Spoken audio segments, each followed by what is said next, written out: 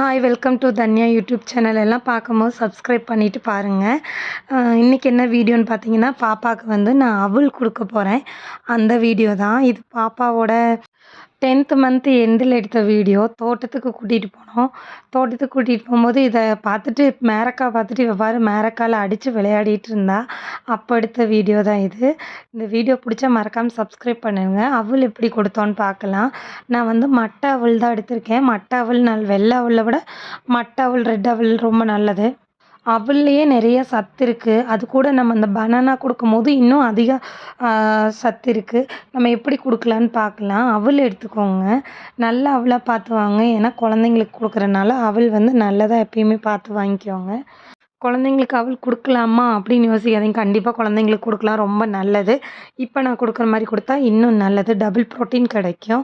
அவல் வந்து 2-3 ஸ்பூன் அவல் எடுத்திருக்கேன் நான் பாப்பாவுக்கு. அவலில் நிறைய தூசிலாம் இருக்குங்க. அதனால் அவலை நல்லா கழுவிக்கணும். நான் ஒரு 3 டைம்ஸ் அவலை கழுவுனேன். நல்லா இப்படி எடுத்து இப்படி தேய்ச்சி விட்டு கழுவுனிங்கன்னா அதில் உள்ள அழுக்கெல்லாம் வெளியில் வந்துடுங்க. பாருங்கள், ஃபஸ்ட்டு ஒரு தடவை தேய்க்கும் போதே அழுக்கு வந்திருக்கு. அந்த மாதிரி ஒரு 3 டைம்ஸ் கழுவிக்கோங்க. கழுவி அதில் இருக்க டஸ்ட்டெல்லாம் எடுத்துகிட்டு கழுவி அதை கீழே ஊற்றிடுங்க. அந்த தண்ணி கீழே ஊற்றிட்டிங்கனாவே அதில் உள்ள டஸ்ட் எல்லாம் போயிடும். இது இந்த மாதிரி ஒரு 3 டைம்ஸ் பண்ணிடுங்க. 3 டைம்ஸ் பண்ணிவிட்டு நல்ல தண்ணி நல்ல தண்ணியில் கழுவி ஊற்றிட்டு இதில் ஊற வைக்கிறதுக்கு கொஞ்சம் 1 கிளாஸ் தண்ணி எடுத்துக்கோங்க. 1 கிளாஸ் தண்ணி ஊற்றிட்டு அதை அப்படியே விட்டுருங்க, ஊறட்டும். இந்த அவல் கூட நம்ம சர்க்கரை எப்பயுமே குழந்தைங்களுக்கு ஒயிட் சுகர் போடாதீங்க, ப்ரௌன் சுகர் போட்டு கொடுங்க. நான் இதுவரை பனங்கல்கண்டு ப்ரௌன் சுகர் மட்டும்தான் பாப்பாவுக்கு போட்டு கொடுத்துருக்கேன். ஒயிட் சுகர் கொடுத்ததில்ல. நீங்களும் கொடுக்காதீங்க. நம்ம வந்து இப்போ இந்த 1 கிளாஸ் தண்ணியில் இதை வந்து ஊற வச்சுட்டு நம்ம வாழைப்பழம் வந்து ஒரு வாழைப்பழம் முழுசாக வெட்டி கொடுத்தாலும் பிரச்சனை இல்லை. இல்லைன்னா பாதி வாழைப்பழம் கொடுத்தாலும் பிரச்சனை இல்லை. ஆனால் வாழைப்பழம் வந்து கொடுக்கணும். வாழைப்பழத்தில் நிறைய ப்ரோட்டீன், கார்போஹைட்ரேட்ஸ் எல்லாம் இருக்குது. அதனால் வாழைப்பழத்தை வெட்டி இதில் உங்களுக்கு எவ்வளோ, உங்கள் குழந்தைக்கு எவ்வளோ வேணும்னு தெரியும் இல்லையா, அந்த அளவுக்கு நீங்கள் வாழைப்பழத்தை வெட்டி இதில் போட்டுருங்க. நான் வந்து 3/4 வாழைப்பழம் வெட்டி போட்டிருக்கேன். செவ்வாழைப்பழம் கிடச்சா ரொம்ப ரொம்ப நல்லது. செவ்வாழைப்பழம் கிடச்சா செவ்வாழைப்பழம் வெட்டி போடுங்க. எனக்கு வந்து மோரிஸ் தான் கிடச்சிச்சு. அதனால நான் அந்த பழம் வாங்கியிருக்கேன்.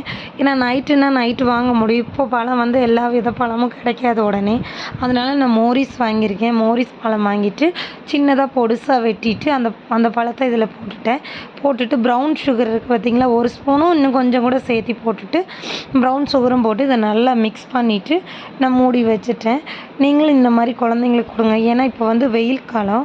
இப்போ வெயில் காலங்கும் போது வெயில் தொடங்கிருச்சு. இதை கொடுக்கும்போது இது உடம்புக்கு ரொம்ப கூலிங் பண்ணும்.